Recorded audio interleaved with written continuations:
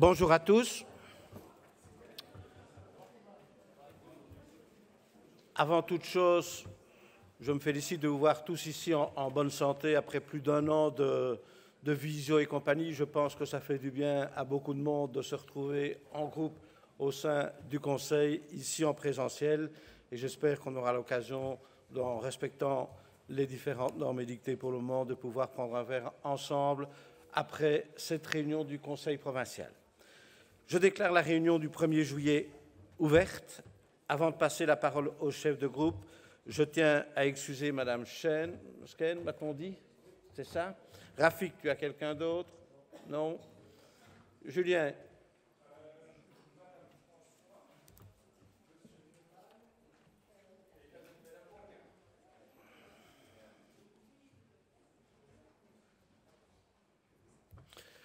Serge?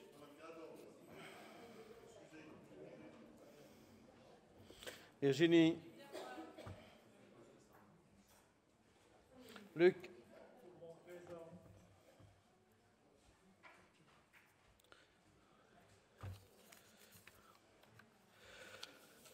Vous trouverez sur vos bancs l'ordre du jour actualisé de la séance de ce jour, l'ordre du jour des questions d'actualité, ainsi que l'édition spéciale du journal La Meuse du 21 juin dernier, qui nous a été transmise par RESA pour vous informer des modifications qu'ils sont en train de réaliser sur le réseau. Je vous rappelle qu'au terme de cette séance publique se tiendra une séance à huis clos qui portera sur un dossier. Enfin, si ce n'est déjà fait, je vous invite à remettre votre carte d'identité à un membre du service du Conseil provincial afin que ce dernier puisse en faire une copie nécessaire à votre inscription à notre prochaine journée d'études à Liège-Airport. Le point 1 de l'ordre du jour actualisé, lecture du résumé du procès-verbal de la réunion du 17 juin 2021. Je donne la parole à Monsieur le Premier secrétaire pour la lecture de ce résumé. Merci, Monsieur le Président, chers collègues. La réunion est présidée par Monsieur Jean-Claude Jadot, assisté de Madame Anne Tans de Bruges en présentiel et de moi-même en visioconférence. La séance est ouverte à 16h30. 51 membres y assistent. Monsieur le gouverneur et Madame la directrice générale provinciale assistent à la séance. L'Assemblée entend une communication de Monsieur le Président. Madame la deuxième secrétaire donne lecture du résumé du procès-verbal de la réunion du 27 mai 2021. L'Assemblée adopte à l'unanimité les documents 2021/272 à 295, 2021/300 à 302 et le document 2021/305. L'Assemblée adopte les documents 2021/296 à 299, 2021/303 et 304 et les documents 2021/306 à 319. Le procès-verbal de la réunion du 27 mai 2021 est approuvé. La séance publique est levée à 17h05. Merci, Monsieur le Premier secrétaire. L'approbation du procès-verbal interviendra en fin de réunion. Point 2 de l'ordre du jour actualisé, questions d'actualité. Vous trouverez sur vos bancs l'ordre du jour des questions d'actualité qui comporte 2 points. Le document A26, question d'actualité d'un membre du Conseil provincial relatif au mode de fonctionnement des OpenAdo, et le document A27, question d'actualité d'un membre du Conseil provincial relatif à la route équestre d'Artagnan. Pour la première question référencée A26, je donne la parole à Madame Sandrina Gaillard.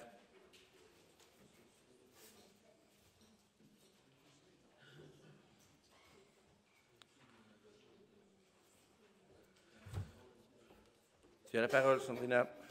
Merci, Monsieur le Président. Désolée pour ma voix, j'ai un peu trop crié le week-end dernier. Donc, Monsieur le Gouverneur, Monsieur le Président, Madame la Directrice Générale, chers collègues, lors du Conseil provincial du 25 février 2021, Madame la députée nous confirmait qu'une réflexion était menée en collaboration avec la nouvelle directrice sur le mode de fonctionnement des OpenAdo afin de se recentrer sur leur mission, première de prévention et de sensibilisation. Les acteurs publics et associatifs allaient être interrogés. Une analyse objective des besoins était en cours, le but étant de retrouver du temps de travail. Le travail de réflexion devait se terminer pour juin, pour une mise en place de la nouvelle mouture en septembre. Nous sommes le 1er juillet. Nous aimerions donc connaître le résultat de cette réflexion. À quoi doit-on s'attendre pour septembre? Des antennes vont-elles fermer et ou peut-être des nouvelles vont-elles s'ouvrir? Je vous remercie pour vos réponses. Merci, Madame la conseillère. Personne ne demande d'intervenir sur le même sujet? Non. J'invite donc Mme Cathy Firket, députée provinciale, vice-présidente à la tribune pour la réponse du Collège provincial à cette question. Merci, Monsieur le Président. Mesdames et Messieurs les conseillers, ça fait très plaisir de vous revoir en chair et en os. Madame Gaillard, lors de la deuxième commission du 23 février dernier, nous échangions au sujet d'un amendement budgétaire visant l'engagement de personnel pour les antennes Openado. Je vous expliquais alors que l'heure était plutôt à l'analyse des missions exercées, celles qui l'étaient depuis 10 ans, mais aussi et surtout celles qui devraient perdurer, voire se développer. Je vous répondais également qu'une analyse des besoins, c'est vrai, était en cours. 2 jours plus tard, à l'occasion du Conseil provincial, vous interveniez en séance pour m'annoncer la fermeture de l'Openado de Hanu. Quelle ne fut pas ma surprise. Je vous répondais alors, et je me cite, « Madame Gaillard, si la réflexion en cours devait mener vers la fermeture de certaines antennes, eh bien, vous serez la première informée dans le cadre du débat que nous aurons en commission. Sachez que mes intentions n'ont pas changé. Votre intervention ne permet plus l'exclusivité pour la deuxième commission. Cependant, elle me permet d'emblée d'informer l'ensemble du Conseil, et c'est encore mieux. Vous le savez maintenant, ce qui fait toute la pertinence d'une antenne Openado, c'est de répondre à un besoin local en étant complémentaire à l'important réseau associatif existant. Cette complémentarité est capitale. Elle place l'Openado dans un champ d'action pas ou peu occupé par d'autres, ce qui permet d'apporter une réelle plus-value au réseau existant, au bénéfice, bien sûr, de ceux qui en ont besoin. Afin d'évaluer la pertinence des actions développées par l'Openado, mais aussi de sonder les éventuels nouveaux besoins du terrain, cette vaste enquête auprès du secteur associatif du territoire de la province de Liège a donc eu lieu entre le 21 mai et le 12 juin dernier.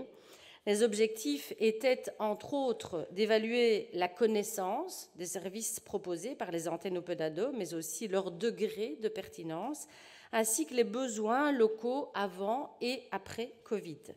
C'est ainsi que l'Openado, épaulé par l'Observatoire de la santé, a construit cette enquête. Elle a été transmise par le biais d'un questionnaire en ligne à 1400 services actifs sur l'ensemble du territoire provincial.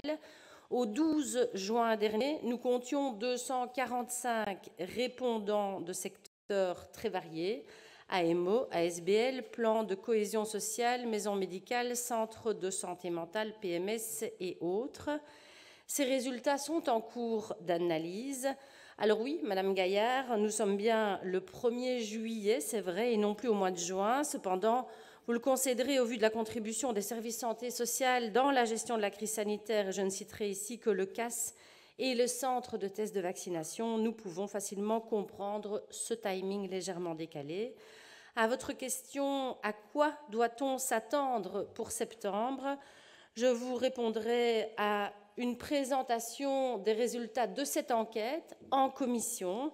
Enfin, à votre question de savoir si des antennes vont fermer ou si de nouvelles vont ouvrir, je vous répondrai que, contrairement à vous en février dernier, je ne suis pas devin. Tout cela dépendra d'une combinaison de paramètres tels que les besoins locaux identifiés dans le cadre de cette enquête, le paysage local de l'aide sociale dans chaque région concernée, mais aussi la réalité budgétaire, on le sait, à laquelle notre institution doit faire face.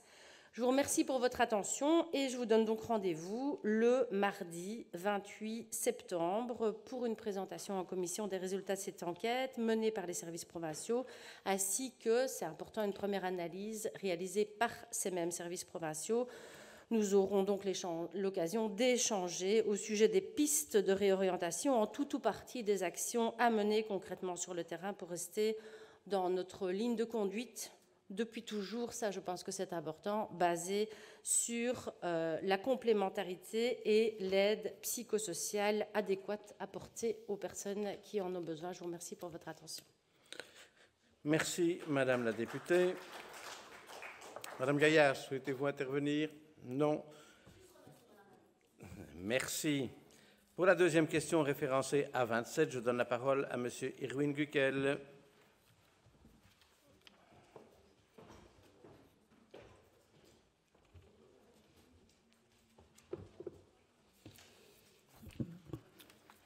Mesdames, Messieurs les membres du Collège provincial, Monsieur le député en charge du tourisme, chers collègues, comme vous le savez, la route équestre d'Artagnan est reconnue et certifiée depuis peu comme itinéraire culturel européen.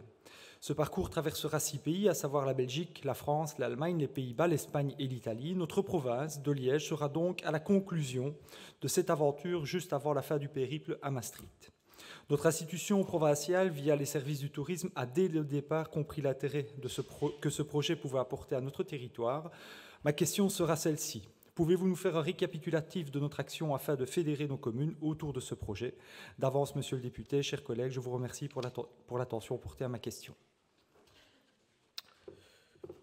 Merci, Monsieur le Premier secrétaire. Quelqu'un souhaite-t-il intervenir? Non. J'invite Monsieur Claude Klinkenberg, député provincial, à la tribune pour la réponse du Collège provincial.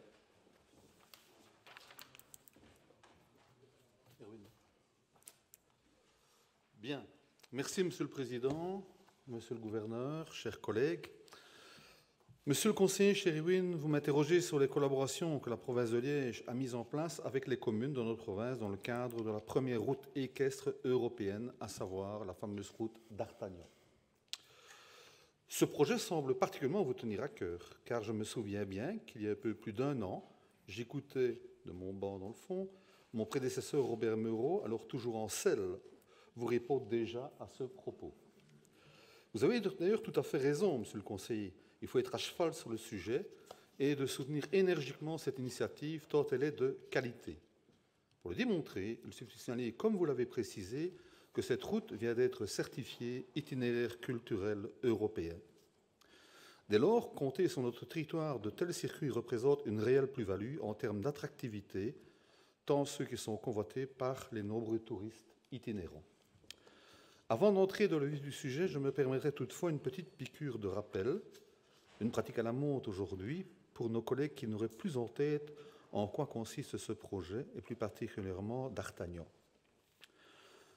Suivant les divers voyages du célèbre mousquetaire, la route européenne d'Artagnan, reliant Lupiac, vous l'avez dit, sur une naissance dans le Gers, à Maastricht, où il mourra, tué d'une balle en pleine tête. Cette route est également prolongée avec des extensions vers l'Allemagne, l'Italie et l'Espagne. Ce circuit a pour vocation d'entretenir la mémoire du fier héros gascon et d'établir ainsi un lien fort entre les différents territoires traversés à cheval, en attelage et demain, pourquoi pas, à pied ou encore à vélo. J'en conviens d'emblée, il faut désormais faire preuve de beaucoup d'imagination pour réveiller le souvenir de d'Artagnan. J'ai regardé le film cette nuit. Montant fièrement son cheval Rabastas pour les batailler à Maastricht. Aujourd'hui, si on croisait Athos, Porthos et Aramis dans notre voisine néerlandaise, serait sans doute plutôt l'œil goguenard au fond d'un tripot enfumé que le regard vif en première ligne d'une attaque contre les Provinces unies. Aussi, si vous promenez aujourd'hui dans les rues de Maastricht, vous aurez peu de chances de les rencontrer, apparaître au détour d'une rue. Le cardinal de Richelieu, par contre, il se chuchote que certains quartiers abritent toujours d'étranges milady.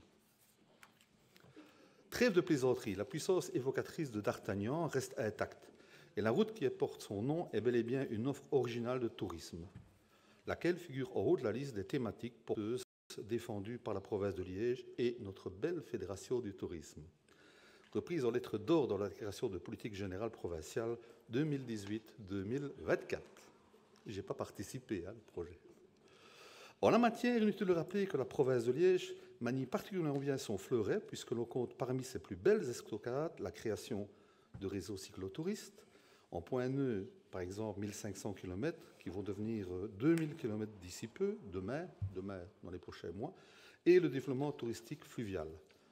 Mais revenons à votre question, monsieur le conseiller. Quelles sont les collaborations développées avec les communes dans ce cadre? L'implication provinciale au travers de la FTPL est principalement axée sur les ressources humaines. En effet, l'Association européenne de la route d'Artagnan nous a contactés via son représentant pour la Wallonie, vous le connaissez sûrement, M. Dickmans de la commune d'Oupey, que vous connaissez sans doute, afin de coordonner la remontée d'informations à portée touristique le long des tracés de la dite route. La FTPL a depuis lors un rôle de coordination dans ce dossier pour tout ce qui touche au territoire provincial, bien inspiré par la devise « un pour tous, tous pour un ». Nous avons donc été en relation avec l'association et les maisons du tourisme concernées par la route d'Artagnan, à savoir celle du pays d'Ourthes-en-Blève, celle du pays de Herf et enfin celle du pays de Liège. Vous voyez, nous n'avons oublié personne. Il s'agissait ainsi de transmettre toutes les données touristiques et techniques, telles les coordonnées des maréchaux ferrants, il n'existait peut-être pas de ce temps-là, pas les mêmes en tous les cas, les vétérinaires, les gîtes à proximité de la neige, pour chevaux, les attractions à moins de 3 km, etc. Enfin, dans le cadre de notre mission d'animation du territoire, l'organisation de séances d'information et de sensibilisation à destination des prestataires touristiques peut à coup sûr aider à faire grandir le réseau des partenaires du projet et améliorer qualitativement l'offre à proposer aux futurs usagers de la route d'Artagnan. En effet, il est inutile de préciser qu'on n'offre pas le gîte à cheval comme on parque un vélo. Accueillir des cavaliers nécessite un équipement particulier et il faut donc bien en maîtriser toutes les implications pour éviter tout désagrément ou déception au niveau de la clientèle.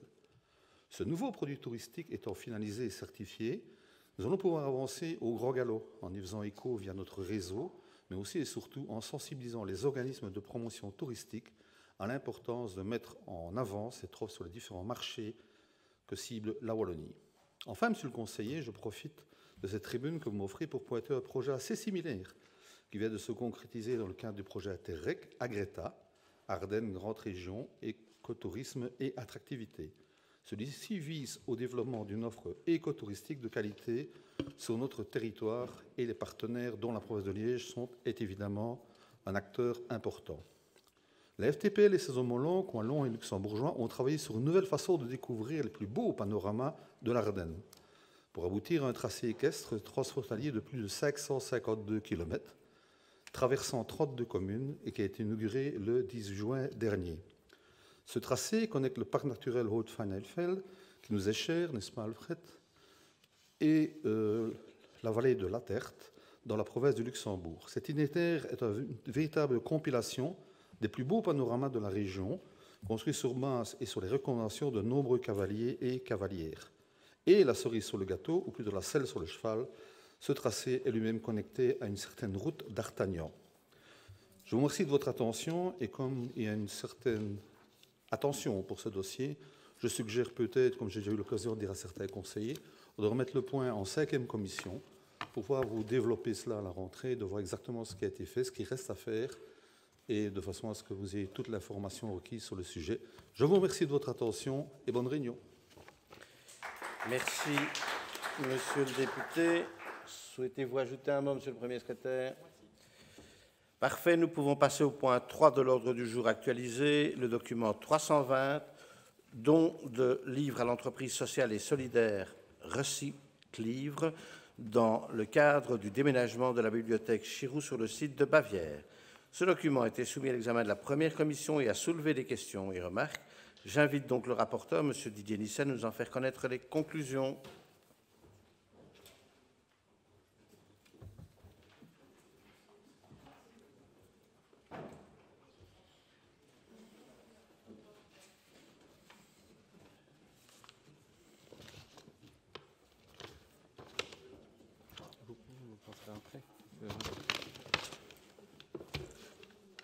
Monsieur le gouverneur, Monsieur le Président, Madame la Directrice générale, chers collègues, votre première commission, réunie le 29 juin dernier, a examiné le point relatif au don de livres à l'entreprise sociale et solidaire Recyclivre. Ce point a soulevé 3 questions. Tout en saluant cette initiative, un premier commissaire s'interroge sur ce que vont devenir les ouvrages cédés. Il lui est répondu que la réponse se trouve dans la note soumise à l'attention du Conseil, ce dont le commissaire convient en s'excusant. Un deuxième commissaire s'interroge sur le nombre très important de documents cédés. Il lui est répondu que dans le cadre du transfert des Chirou vers le site de Bavière, plusieurs éléments doivent être pris en compte.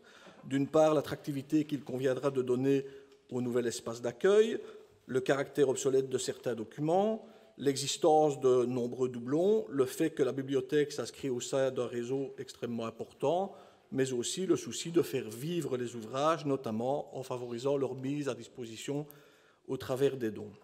Enfin, la troisième intervention porte sur une demande de disposer de l'étude réalisée par une société de consultants externes. Il lui est répondu que ce document est accessible aux conseillers provinciaux et que le commissaire pourra donc y avoir accès, ce qui a été fait entre-temps, puisque nous avons reçu des services provinciaux l'étude en question. À l'issue des débats, Le point est adopté par 8 voix pour et 2 abstentions. Je vous remercie, Monsieur le Conseiller provincial. J'ouvre la discussion générale. Quelqu'un souhaite-t-il intervenir? Afik.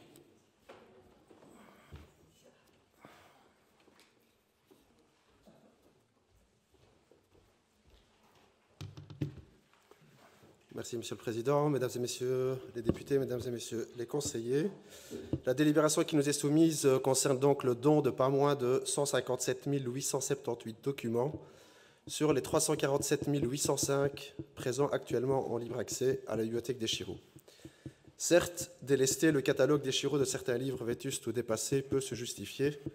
Le renouvellement constant d'un catalogue est le signe d'une bibliothèque vivante qui ambitionne de coller aux nouveaux besoins de ses lecteurs.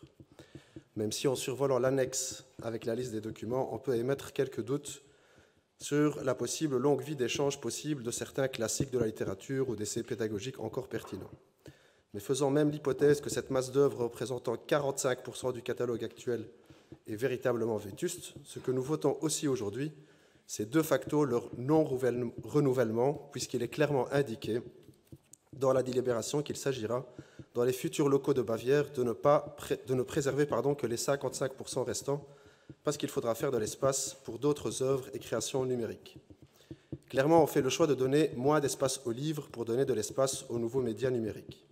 Ces nouveaux médias numériques ont toute leur place dans la définition d'un futur tiers-lieu, même s'il faut encore s'entendre sur la définition de ce terme, mais ici, on réussit la prouesse de les opposer aux livres et on prend le risque de perdre un public pour en gagner un autre.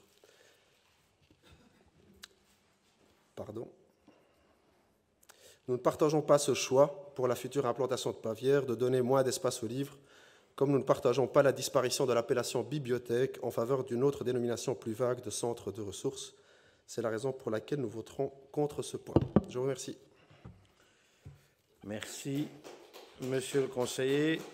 D'autres interventions? Si plus personne ne souhaite intervenir, je clôt la discussion générale. Nous passons au vote qui est pour les conclusions de la première commission. Le groupe Écolo, le groupe PS, le groupe MR, le groupe CDH, qui est contre, le groupe PTB. Le Conseil adopte la dite résolution. Point 4 de l'ordre du jour actualisé, le document 321, modification du règlement d'ordre intérieur des rencontres théâtre jeune public 2021. Ce document a été soumis à l'examen de la première commission et a soulevé des questions. J'invite donc le rapporteur, Mme Nicole Maréchal, à nous en faire connaître les conclusions.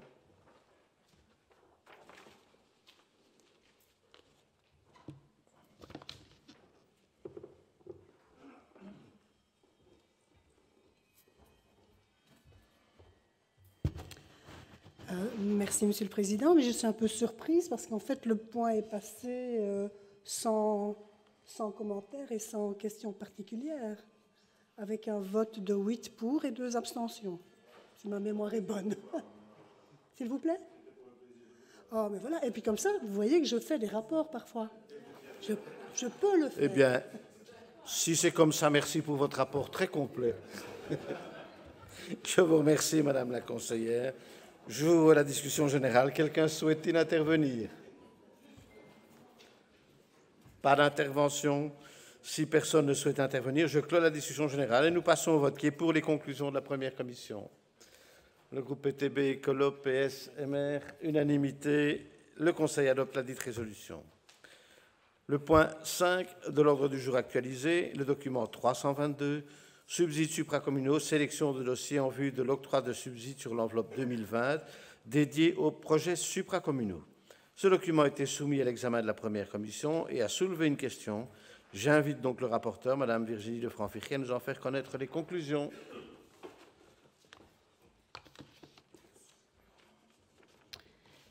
Chers collègues, votre première commission s'est penchée ce mardi sur le document 2021-322 au sujet des subsides supracommunaux octroyés par Liège Europe Métropole.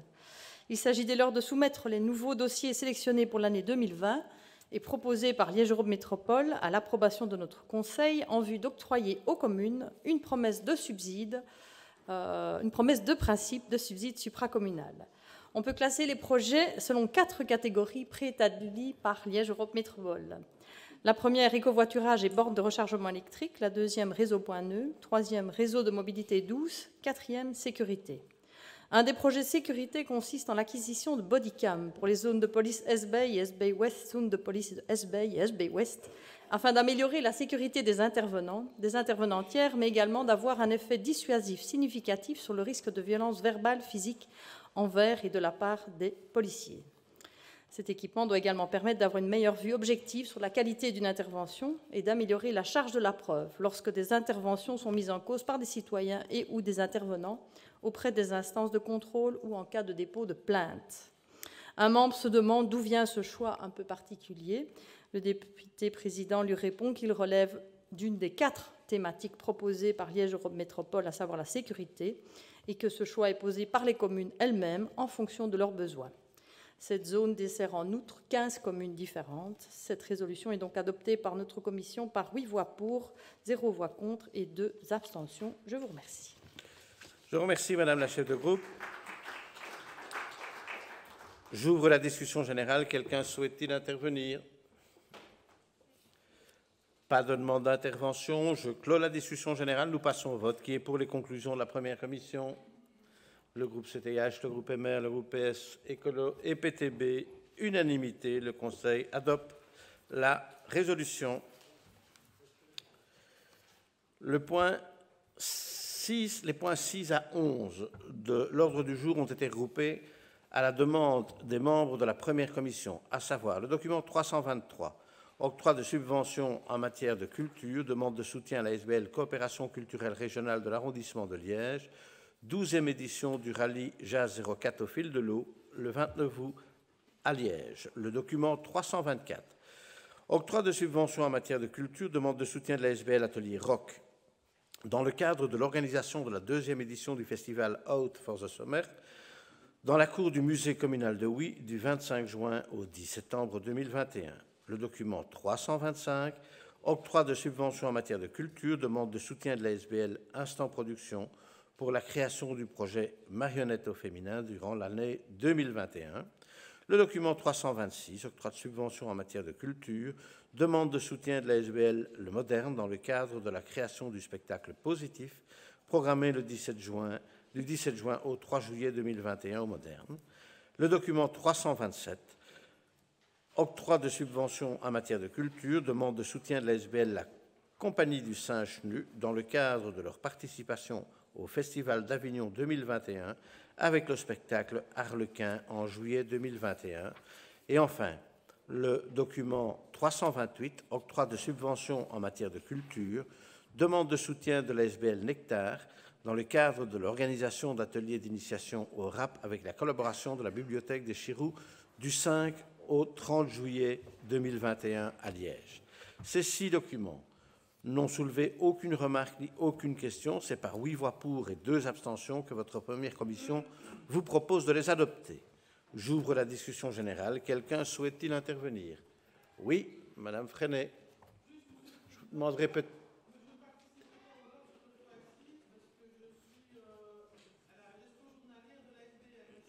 Merci. Si je vous demande de passer à la tribune, c'est tout simplement, mais ce n'est rien, hein, c'est parce que c'est télévisé pour le moment et quand on n'a pas le micro, on risque d'avoir quelques problèmes techniques. Mais donc, on acte que vous ne participez pas au 6e vote. Est-ce que nous pouvons regrouper ces votes? Pas de souci. Qui est pour les conclusions de la première commission en ce qui concerne ces 6 documents? Unanimité, le Conseil adopte les 6 résolutions. Les points 18 à 23 de l'ordre du jour ont été regroupés à la demande des membres de la première commission, à savoir le document 353, octroi de subventions en matière de culture, demande de soutien de l'ASBL La Scène du Bocage, festival du théâtre de rue du Bocage, les 28 et 29 août 2021. Le document 354, octroi de subventions en matière de culture, demande de soutien de l'ASBL Centre culturel d'Angy, dans le cadre de la 24e édition du festival Tchaforny du 3 juillet au 29 août 2021 à Angy. Le document 355, octroi de subventions en matière de culture, demande de soutien de la commune d'Oupey de la SRL Cargo Publishing et des ASBL Latitude 50 chez Monique La Chaufferie, Acte 1 et homerecord.be en vue d'achat d'équipements culturels. Le document 356, octroi de subventions en matière de culture, demande de soutien des ASBL CDM 2047, OUA, production associée et Incité Mondi, en vue d'achat d'équipements culturels. Le document 357, octroi de subventions en matière de culture, demande de soutien de l'ASBL Microfestival pour la 11e édition du Microfestival du 7 au 8 août 2021 à Liège. Et enfin, le document 358, octroi de subventions en matière de culture, demande de soutien de l'ASBL Soiron-sur-Seine dans le cadre de la 14e édition du festival Soiron-sur-Seine le 15 août 2021 à Soiron. Ces 6 documents, n'ayant soulevé aucune remarque ni aucune question, c'est par 10 voix pour et une abstention que votre première commission vous propose de les adopter. J'ouvre la discussion générale. Quelqu'un souhaite-t-il intervenir?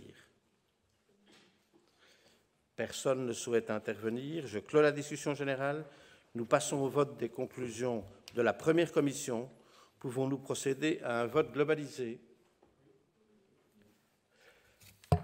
Qui est pour les conclusions de la première commission en ce qui concerne ces 6 documents? Le Conseil adopte à l'unanimité ces 6 résolutions.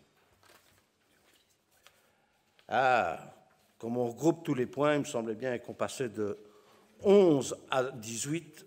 Je reviens aux points 12, 13, 14, 15, 16 et 17 de l'ordre du jour. Vous avez décidément regroupé beaucoup de points à votre commission, Monsieur le député président. Le document 329. Le document 329, octroi de subventions en matière de culture, demande de soutien de l'ASBL Wallifornia Musitech dans le cadre de l'organisation de la 5e édition du festival Wallifornia Musitech du 6 au 9 juillet 2021. Le document 330, octroi de subventions en matière de culture, demande de soutien de l'ASBL CREAC dans le cadre de sa programmation du premier semestre 2021. Le document 331, octroi de subventions en matière de culture, fonds de soutien la nuit des Indés de la province de Liège, modification d'affectation des subsides octroyés en 2020 dans le cadre de l'organisation de concerts de nouvelle affectation au fonctionnement 2021 des ASBL. Le document 332, octroi de subventions en matière de culture, demande de soutien de l'ASBL Fédération royale des commerçants et artisans et indépendants de la ville de Huy.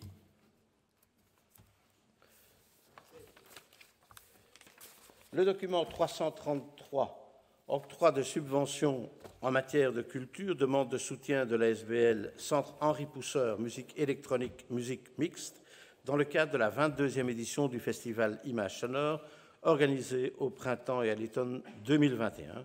Et le document 334, octroi de subventions en matière de culture, demande de soutien de l'ASBL Factory, dans le cadre de l'organisation de l'édition 2021 du festival Factory, du 10 au 18 septembre 2021 à Liège. Ces 6 documents ayant soulevé des questions, j'invite le rapporteur, M. Moustapha Badji, à nous en faire connaître les conclusions.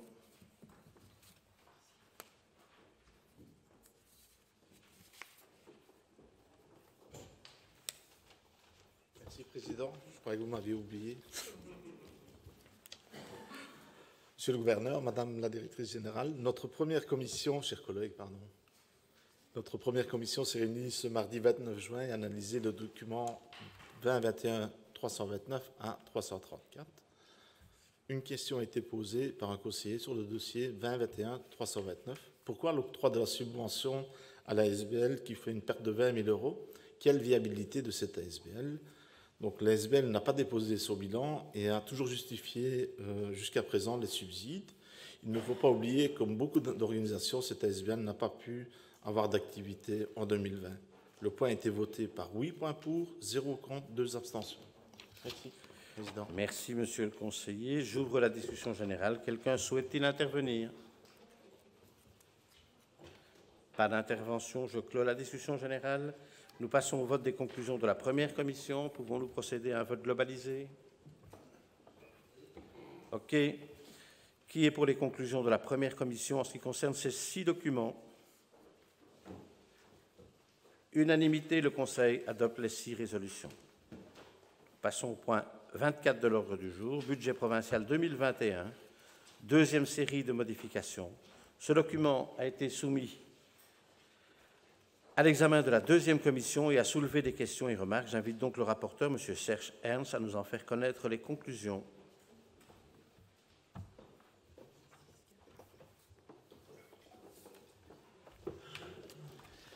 Merci, Monsieur le Président. Chers collègues, la deuxième commission avait à l'ordre du jour la deuxième série de modifications du budget provincial 2021. Le commissaire demande le montant total des réserves après cette modification budgétaire. Il lui est répondu que l'information serait transmise prochainement. Entre-temps, la réponse est 131 357 330 € à l'ordinaire. Un autre commissaire demande des informations sur l'augmentation des dépenses de personnel liées à des années antérieures de 400 000 €. Il lui est répondu qu'il s'agit d'une erreur technique à régulariser, mais que le personnel a bien été payé en février 2019. Une autre question concerne l'augmentation importante de 175 000 € pour le paiement du précompte immobilier. Il s'agit du montant du nouveau précompte immobilier à payer pour le Val-Benoît, en grosse partie. Une autre demande concerne la diminution de 30 000 € dans un poste budgétaire qui concerne le fonctionnement des bâtiments. L'administration répond que les instructions venaient des cabinets en fonction des économies prévues pour financer les zones de secours, et qu'il s'agit d'une diminution d'un crédit global de 50 000 € qui avait été demandé en 2020 pour l'achat de matériel Covid pour l'ensemble des établissements d'enseignement. Il est constaté aussi une diminution des rentrées locatives pour les infrastructures sportives étant donné la crise Covid. Au niveau du budget extraordinaire, il est précisé que le montant de 1 125 000 € prévu pour l'acquisition des terrains est lié à la suite du dossier pour le pôle culture du HANU, annoncé depuis de nombreuses années au niveau de l'EM. La Commission vous propose d'approuver par 6 voix pour et 4 abstentions la série de modifications du budget provincial. Je vous remercie, Monsieur le Conseiller provincial. J'ouvre la discussion générale. Quelqu'un souhaite-t-il intervenir? Pas d'intervention. Je clôt la discussion générale. Nous passons au vote. Qui est pour les conclusions de la deuxième commission? Le groupe MR, le groupe EPS. Qui est contre? Le groupe CDH, le groupe PTB. Qui s'abstient? Le groupe Écolo. Le Conseil adopte la dite résolution. Les points 25 à 27 de l'ordre du jour ont été regroupés à la demande des membres de la deuxième commission, à savoir le document 337, abrogation du règlement relatif à l'octroi d'une intervention financière dans les frais d'abonnement téléphonique et ou de location d'un appareil émetteur-récepteur de télévigilance, le document 338, affaires sociales, pôle citoyen, aide au projet d'intégration des populations d'origine étrangère, le document 360, santé et affaires sociales, pôle citoyen, subventions provinciales allouées aux organismes privés et publics, agréés d'aide familiale et d'aide aux seniors, fonctionnement sur le territoire de la province de Liège. Ces 3 documents ayant soulevé des questions et remarques, j'invite le rapporteur, Mme Deborah Colombini, à nous en faire connaître les conclusions.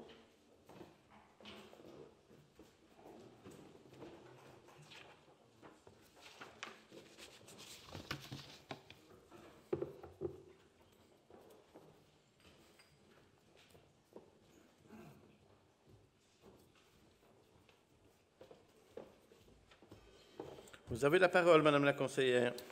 Je vous remercie, Monsieur le Président, chers collègues. Donc, une première interrogation a porté sur l'impact que pourrait avoir la suppression des services et subsides sur le personnel. Donc, il n'y aurait pas d'impact dès lors que le service ne compte qu'un membre du personnel. Et en ce qui concerne l'IFSOC, les 2 personnes continueront à mener leur mission jusqu'au terme du projet. On invite ensuite à réorienter les personnes aspirantes bénéficiaires vers un autre centre d'aide. Et puis on s'est interrogé sur l'analyse systémique de l'impact que pourraient requérir les impératifs de rationalisation des dépenses provinciales sur la coupole sociale. Et il est répondu qu'à ce stade, les autres enveloppes ne devaient pas être impactées. Le montant total de l'économie qui est réalisée à travers les 3 points ici présentés s'élève à 550 000 € environ. Et donc, votre commission s'est prononcée à 6 voix pour, 0 voix contre et 4 abstentions. Je vous remercie. Je vous remercie, Madame la conseillère provinciale. J'ouvre la discussion générale. Quelqu'un souhaite-t-il intervenir? Sandrina, oui. Rafik?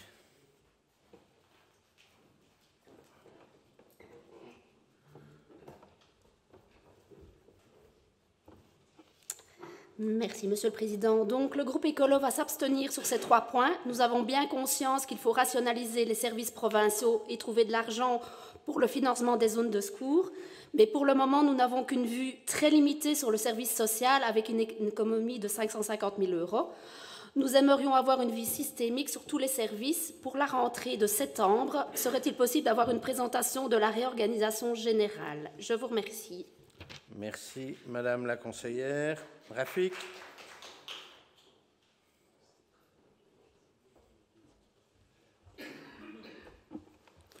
Merci le Président. La province met fin à 3 services sociaux, ou plutôt à 3 possibilités de subventionnement dans le domaine social.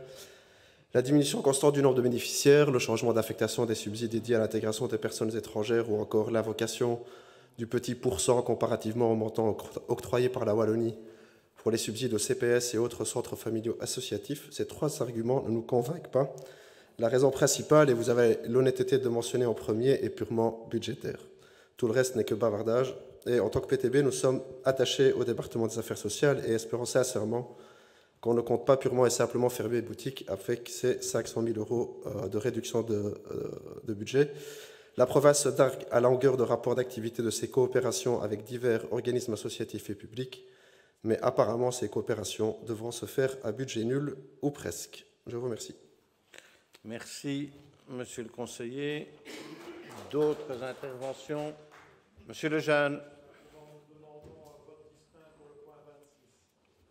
Madame la députée.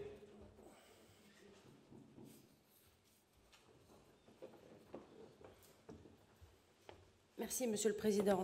Juste en 2 mots pour rassurer le PTB. Il n'y a pas qu'au PTB que le social tient à cœur. Et si le budget du secteur social provincial a toujours été très à la marge d'autres budgets provinciaux, je peux vous assurer que 500 000 € ne constitue quand même pas un énorme pourcentage, et d'autant plus au regard de la qualité des services offerts par un personnel de qualité. Je voulais juste vous faire cette précision. Merci. Merci, Madame la députée. Plus d'interventions, je clôt la discussion générale. Nous allons voter point par point, ce sera plus simple à mon avis. Le document 337, abrogation du règlement relatif à l'octroi d'une intervention financière dans les frais d'abonnement téléphonique et ou de location d'un appareil émetteur-récepteur de télévigilance, qui est pour les conclusions de la 2e commission. Le groupe MR, le groupe PS, qui est contre, le groupe CDH, le groupe PTB, qui s'abstient, le groupe écolo. Le Conseil adopte la dite résolution. Le vote sur le document 338, Affaires sociales, pôle citoyen, est au projet d'intégration des populations d'origine étrangère, qui est pour les conclusions de la 2e commission. Le groupe PS, le groupe MR, le groupe CDH, qui est contre, le groupe PTB, qui s'abstient, le groupe écolo. Le Conseil adopte la dite résolution. Le document 360, Services et affaires sociales, pôle citoyen, subvention provinciale allouée aux organismes privés et publics, agréés d'aide familiale et d'aide aux seniors fonctionnant sur le territoire de Liège, qui est de la province de Liège, qui est pour les conclusions de la 2e commission. Le groupe PS, le groupe MR, qui est contre, le groupe PTB, le groupe CDH, qui s'abstient, le groupe écolo. Le Conseil adopte la dite résolution. Les points 28 à 30 de l'ordre du jour ont été regroupés à la demande des membres de la 2e commission, à savoir le document 339, octroi de subventions en matière d'affaires sociales, demande de soutien de l'ASBL Les Chauffeurs du Cœur dans le cadre de la pose de plexiglas amovible dans les voitures des chauffeurs volontaires année 2021. Le document 340, octroi de subventions en matière d'affaires sociales, demande de soutien de l'ASBL Cité de l'Espoir dans le cadre de l'achat de mobilier de jardin année 2021. Et le document 341, octroi de subventions en matière d'affaires sociales, demande de soutien des ASBL RTC et Télévestre Védia pour la réalisation d'un projet de production et de diffusion d'une émission d'information hebdomadaire adaptée aux personnes sourdes et malentendantes, soit 40 émissions envisagées pour la période allant du 1er septembre 2021 au 31 août 2022. Les documents 340 et 341 ont soulevé des questions. J'invite le rapporteur, Mme Sandrina Gaillard, à nous en faire connaître les conclusions.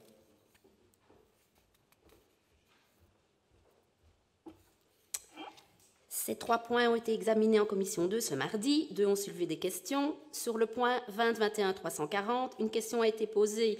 Une commissaire étonnée de voir l'année 2017 indiquée. L'administration précise que le devis date bien de 2021. Quelques questions ont été posées sur le point 20-21-341.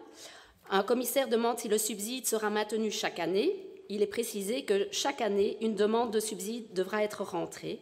Une commissaire demande si l'interprète en langue des signes fera partie du personnel. Non, il y aura un appel public pour l'engagement. Une autre commissaire se demande pourquoi les prix diffèrent selon les émissions. L'administration explique que la durée et les coûts techniques diffèrent selon les émissions. Les votes, 6 voix pour, 4 abstentions. Je vous remercie, Madame la conseillère. En ce qui concerne le document 339, celui-ci n'ayant soulevé aucune remarque ni aucune question, c'est par 6 voix pour et 4 abstentions que votre deuxième commission vous propose de l'adopter. J'ouvre la discussion générale. Quelqu'un souhaite-t-il intervenir? Pas d'intervention. Je clôt la discussion générale. Nous passons au vote des conclusions de la deuxième commission. Pouvons-nous procéder à un vote globalisé? Qui est pour les conclusions de la deuxième commission en ce qui concerne ces 3 documents? Unanimité, le Conseil adopte les 3 résolutions. Les points 31 et 32 de l'ordre du jour ont été regroupés à la demande des membres de la deuxième commission, à savoir le document 342, octroi de subventions en matière de sport, demande de soutien de la SBL Société Flèche Ardennaise dans le cadre de l'organisation de la 55e édition de la course cycliste Aubel-Timistère-Stavelot du 6 au 8 août 2021. Et le document 359, octroi de subventions en matière de sport, demande de soutien de la SBL Challenge l'Avenir, organisation de jogging et de trail durant l'année 2021. Ces 2 documents n'ayant soulevé aucune remarque ni aucune question, c'est par 8 voix pour et 2 abstentions que votre deuxième commission vous propose de les adopter. J'ouvre la discussion générale. Quelqu'un souhaite-t-il intervenir? Pas d'intervention. Je clôt la discussion générale. Nous passons au vote des conclusions de la deuxième commission. Pouvons-nous procéder à un vote globalisé? OK. Qui est pour les conclusions de la deuxième commission en ce qui concerne ces 2 documents? Unanimité, le Conseil adopte les 2 résolutions. Le point 33 de l'ordre du jour, le document 343, projet éducatif de l'enseignement de la province de Liège. Ce document a été soumis à l'examen de la 3e commission et a soulevé des questions et remarques. J'invite donc le rapporteur, Mme Deborah Colombini, à nous en faire connaître les conclusions.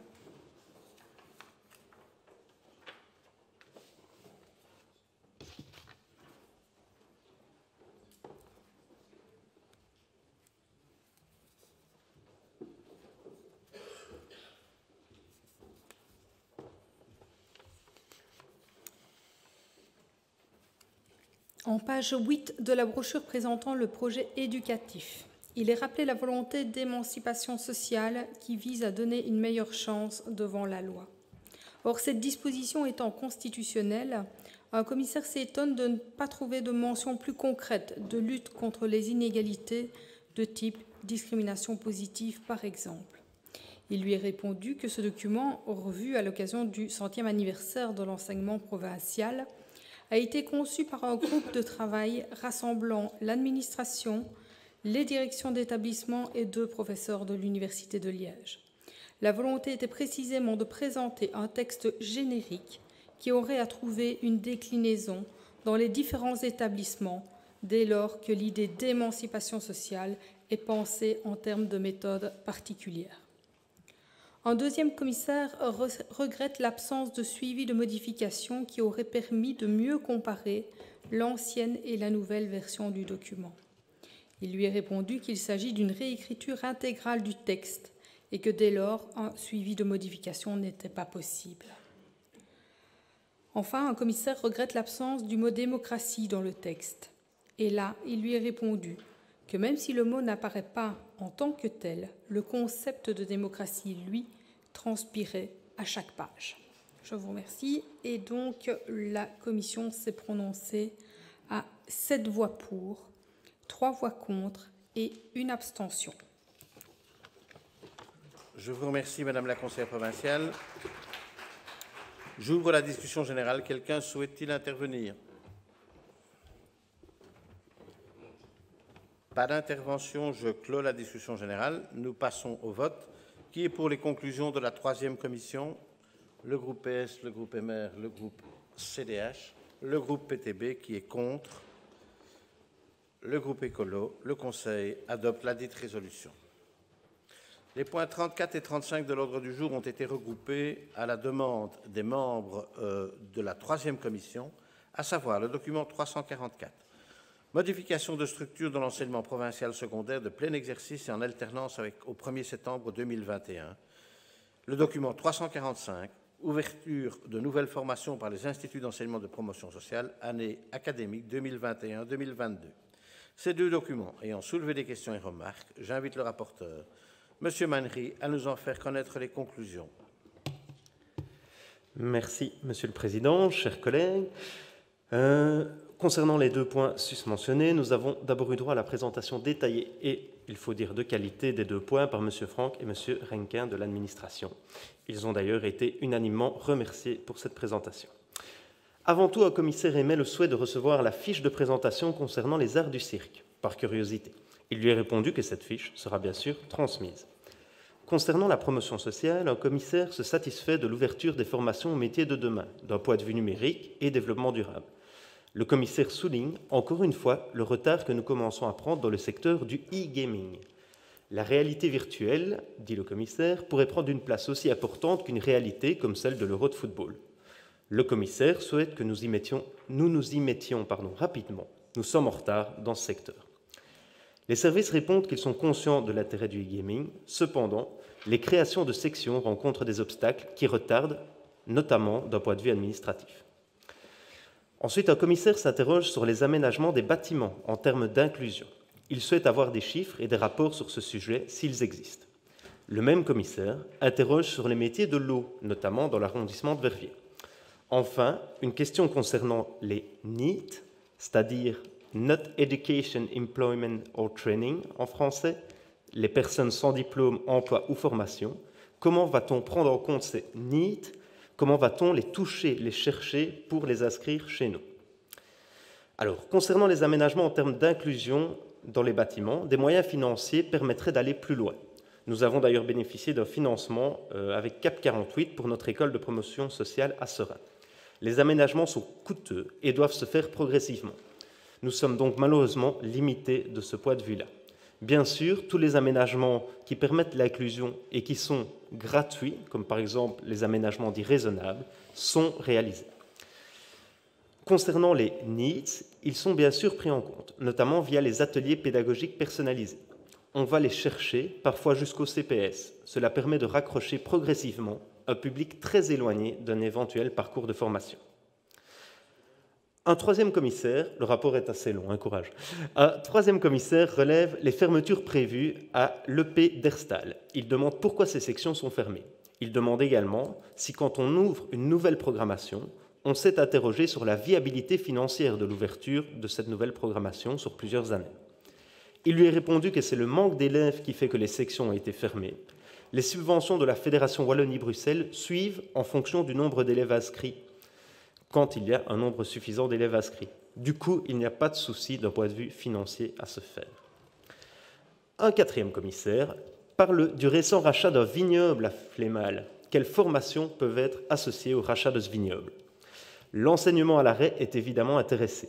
On verra ce qui est possible. Pour l'instant, ce n'est pas une formation reconnue, mais plutôt une formation professionnelle organisée par le CPFAR, surtout à destination des adultes.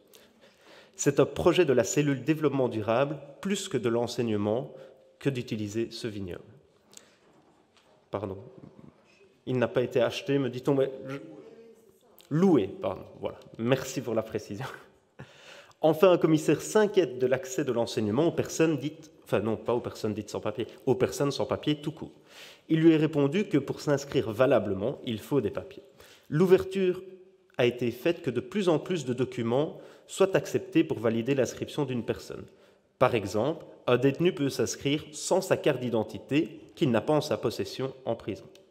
Un sans-papier pourrait peut-être s'inscrire avec un document du centre d'accueil dans le cadre d'une certaine souplesse.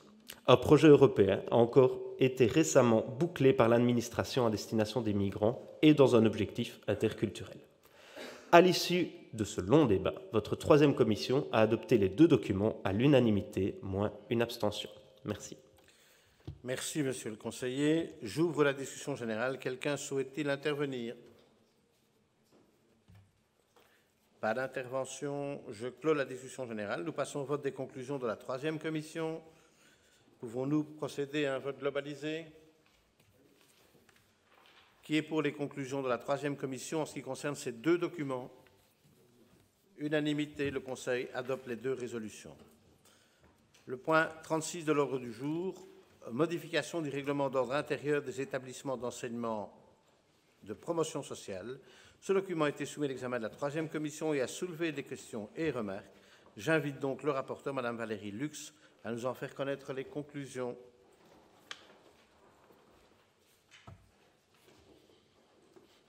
Vous avez la parole, Madame la conseillère. Merci, chers collègues. C'est un plaisir d'être ici. Donc, votre troisième commission s'est réunie et il y a eu une première remarque d'ordre général sur le suivi comparatif des modifications proposées. Il a été répondu que ces remarques, ce suivi comparatif sera envoyé par mail, ce qui a été fait le lendemain. Des précisions sont cependant demandées sur les conditions et les motifs de ces modifications. Principalement, ces précisions sont superficielles et syntaxiques. Je vais y arriver. Donc, la première, les droits d'inscription, les précisions sur le Minerval sont dues par les étudiants étrangers hors Union européenne. Pour la communication des résultats des délibérations, il s'agit d'un élargissement des conditions. Avant, il s'agissait uniquement la communication se faisait uniquement aux valves à un moment précis. Maintenant, les possibilités d'avoir les résultats via l'école virtuelle ont été mises en place.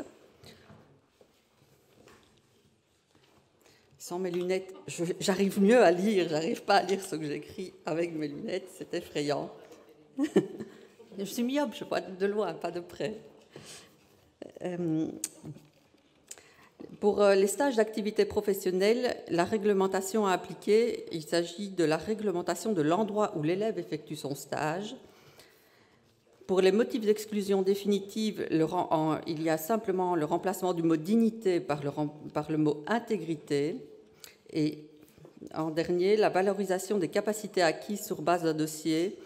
Cette valorisation est valable uniquement dans l'établissement qui l'a valorisé et pas dans tous les établissements. Le vote de mémoire a été de 7 pour, 3 contre et 1 abstention. Je vous remercie, Madame la conseillère. J'ouvre la discussion générale. Quelqu'un souhaite-t-il intervenir? Pas d'intervention. Je clôt la discussion générale. Nous passons au vote. Qui est pour les conclusions de la troisième commission? Le groupe PS, le groupe MR, le groupe CDH, le groupe PTB. Qui est contre? Le groupe Écolo. Le Conseil adopte la dite résolution. Le point 37 de l'ordre du jour, le document 347, modification du règlement général des études de l'enseignement secondaire. Ce document a été soumis à l'examen de la troisième commission et a soulevé des questions et remarques. J'invite donc le rapporteur, M. Marc Delray, à nous en faire connaître les conclusions.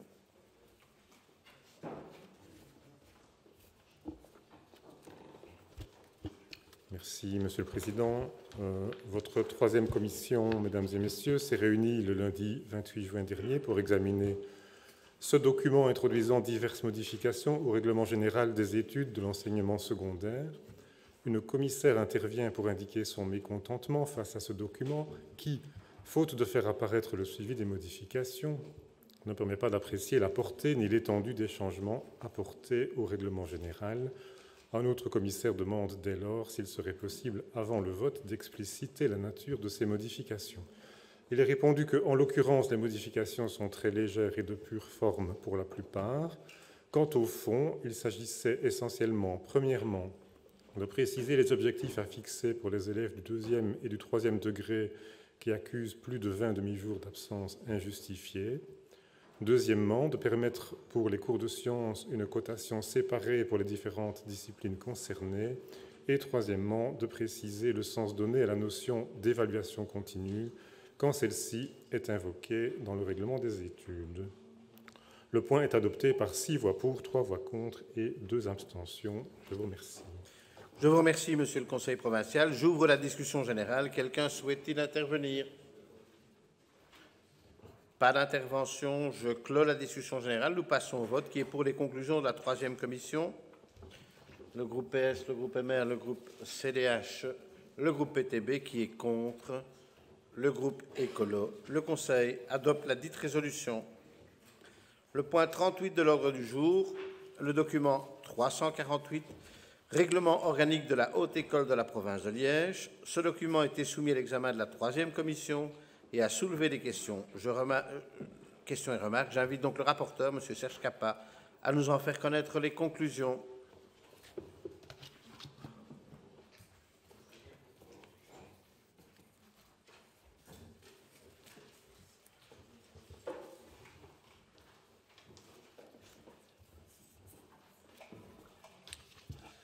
Madame la directrice générale, monsieur, madame le député, chers collègues, ce lundi 28 juin, votre 3e commission a examiné le document concernant le règlement organique de la Haute École de la province de Liège, le document 2021-348. Vous ne serez pas étonnés de voir que, comme pour les documents précédents soumis à modification, plusieurs commissaires regrettent que la présentation des nouveaux documents ne soit pas comparative avec les anciens. En outre, un commissaire demande un certain nombre d'explications sur ces modifications organiques. Il nous est expliqué que ces changements sont opérés depuis la nouvelle répartition des compétences du collège et que maintenant, pour siéger valablement, l'organe de gestion doit comporter la moitié de ses membres au lieu de 2/3 précédemment. Un autre commissaire se pose la question de savoir quel est le rôle social au niveau du conseil social, sachant que le conseil élit son président en son sein parmi les représentants du personnel et en cas d'absence de candidat, le directeur-président assure la présidence du conseil social. Un autre commissaire trouve, comme il l'a exprimé pour d'autres points, que c'est un recul démocratique au niveau du fonctionnement de ces conseils et que permettre de prendre des décisions à 50%, c'est exclure les étudiants de celles-ci. Il m'a répondu que c'est une volonté du commissaire du gouvernement compte tenu de la difficulté d'avoir des représentants. Ces points sont adoptés par 7 voix pour, 3 non et 1 abstention.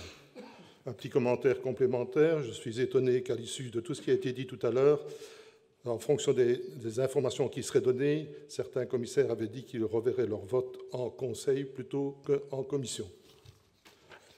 Je vous remercie, monsieur le chef de groupe. J'ouvre la discussion générale. Quelqu'un souhaite-t-il intervenir? Pas d'intervention. Je clôt la discussion générale. Nous pouvons passer au vote qui est pour les conclusions de la 3e commission. Le groupe PS, le groupe MR, le groupe CDH qui s'abstient, qui est contre, le groupe PTB et le groupe Écolo. Le Conseil adopte la dite résolution. Le point 39 de l'ordre du jour, le document 361, École provinciale d'administration, proposition d'une nouvelle tarification. Ce document a été soumis à l'examen de la 3e commission. Il n'a soulevé aucune remarque ni aucune question. C'est donc par 7 voix pour, 3 voix contre et 1 abstention que votre 3e commission vous propose de l'adopter. J'ouvre la discussion générale. Quelqu'un souhaite-t-il intervenir? Pas d'intervention. Je clôt la discussion générale. Nous passons au vote qui est pour les conclusions de la 3e commission. Le groupe PS, le groupe MR, qui est contre. Ah, mais je regarde généralement Luc, l'habitude après un an de visio. Donc le groupe CDH est pour, qui est contre?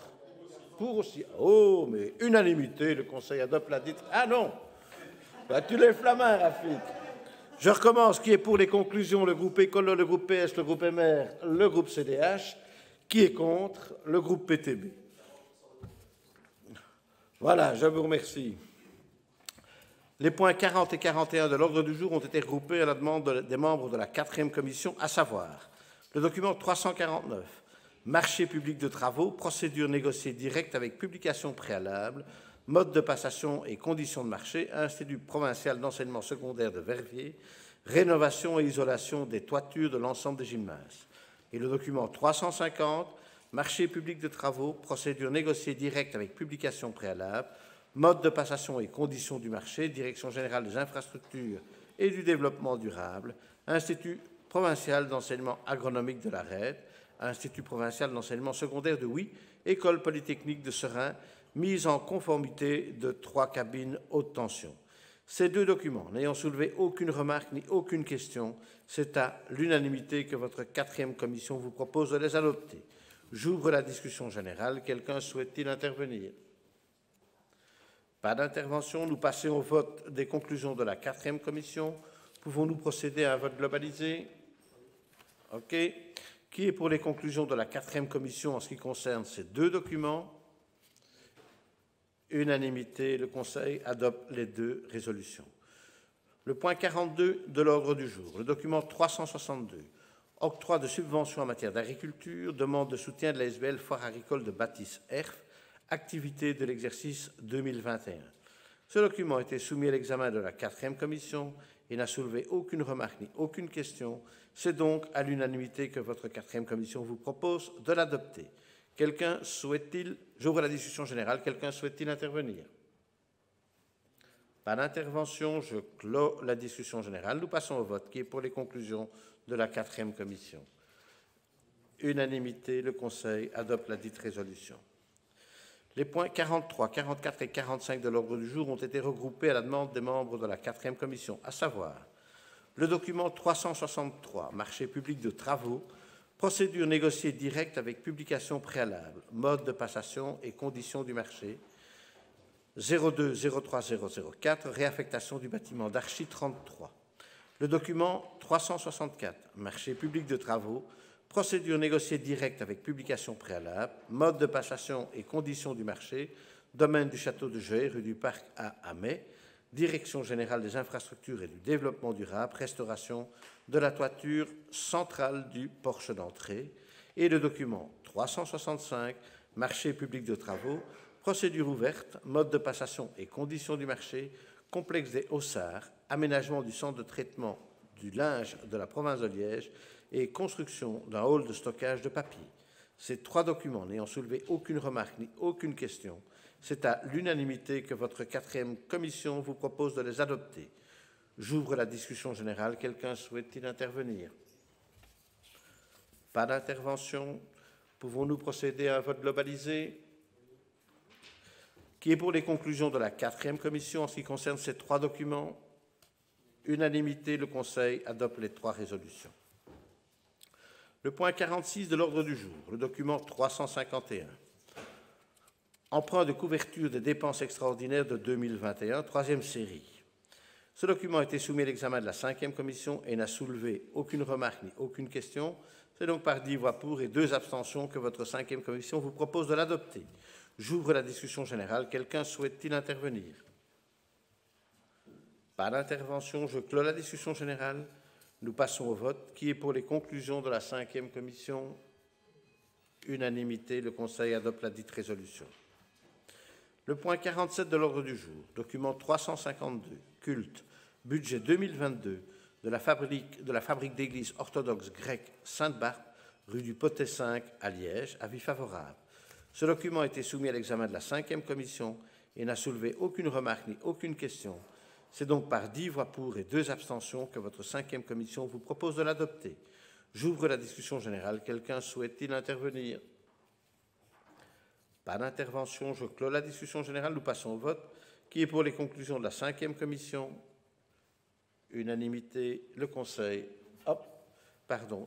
En fait, je ne vois pas Rafik avec le bidule qui est là. Voilà, OK. Vous m'excuserez, mais... Qui est pour les conclusions de la 5e commission? Le groupe Écolo, le groupe PS, le groupe MR et le groupe CDH. Qui est contre? Et qui s'abstient? Le Conseil adopte la dite résolution.